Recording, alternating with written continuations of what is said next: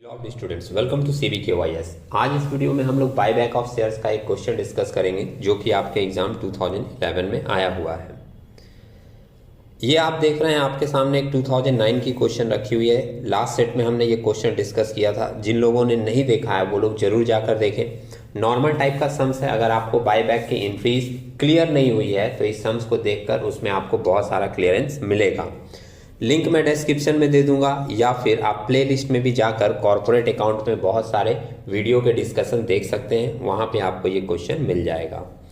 2009 के बाद ये 2011 का क्वेश्चन आपके सामने है। ये अभी हम लोग डिस्कस करेंगे और देखेंगे कि सम्स में क्या क्या इंफॉर्मेशन दी है। उसके बाद बाय बैक के कौन कौन से रूल को फॉलो करके किस तरीके से इसकी जर्नल एंट्रीज बनाई गई है। On 31st March 2010, the balance sheet was furnished by Blue Chip Company Limited. Blue chip company के नाम से और भी एक दो साल क्वेश्चन आया था। सेम टाइप का क्वेश्चन आपको लगेगा, लेकिन उसमें थोड़ी सी आपको डिफरेंसेस मिलेगी। जब आप केयरफुली सम्स को पढ़ोगे और जब उसके सॉल्यूशन में जाओगे तो आपको दिखेगा कि ऊपर से सम सेम जैसा लग रहा है, लेकिन उसके सॉल्यूशन में थोड़ी सी डिफरेंसेस आपको दिखेगी। तो कंपनी के नाम से हम लोग नहीं जाएंगे, डेटा और इंफॉर्मेशन के बेस पर हम लोग अपना कैलकुलेशन करेंगे।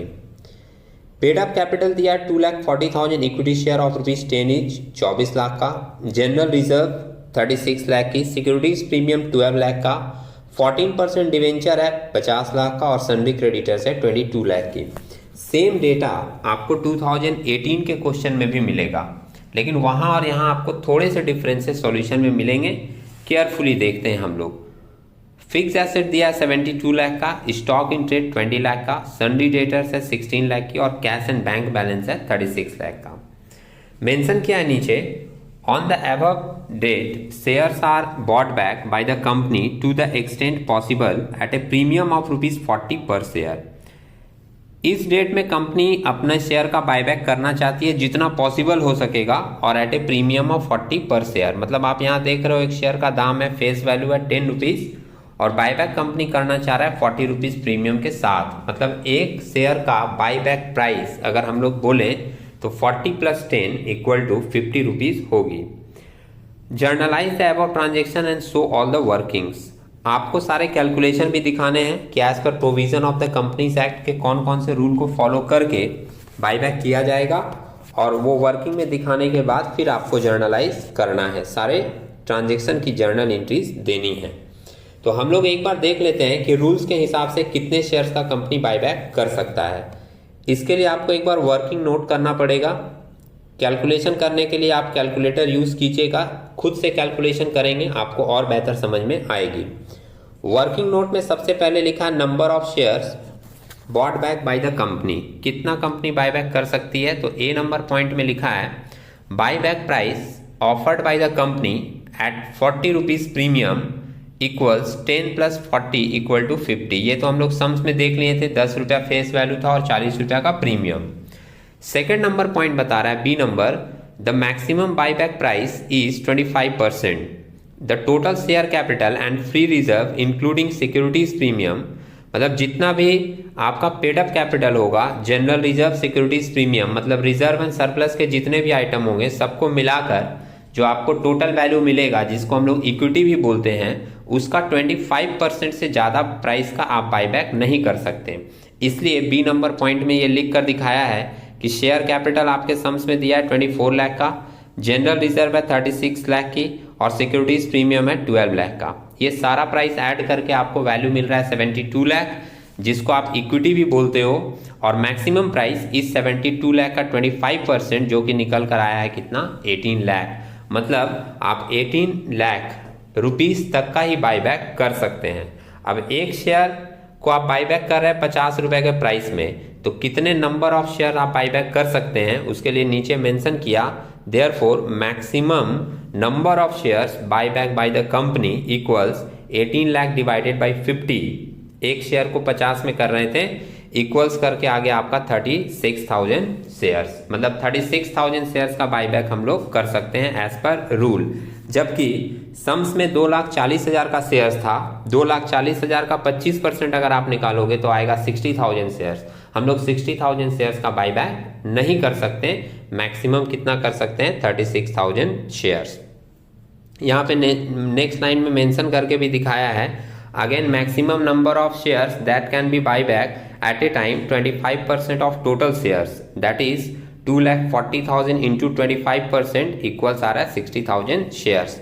मतलब एज पर रूल हम लोग मैक्सिमम 60,000 शेयर्स बाई बैक कर सकते हैं, लेकिन प्राइस उसकी अनुमति नहीं देता, प्राइस रेस्ट्रिक्टेड है, इसलिए हम लोग सिर्फ 36,000 शेयर्स का ही बाई बैक करेंगे।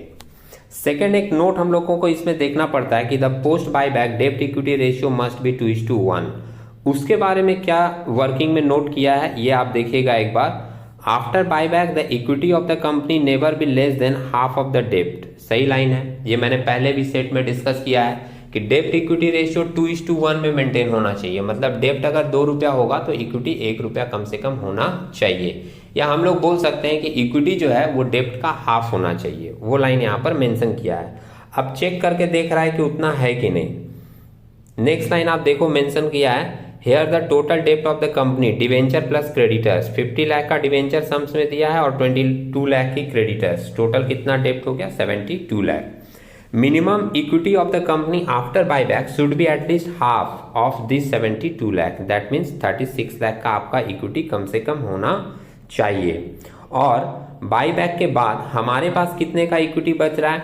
इक्विटी आपका यहाँ पर निकला है 72 लाख, इसको हम लोग नाम देते हैं इक्विटी, और इसमें से 18 लाख का बायबैक हम लोग कर लेंगे। तो नीचे लाइन आप देख रहे हो यहाँ पर मेंशन किया, actual equity after buyback will be equals 72 lakh minus 18 lakh equal to 54 lakh.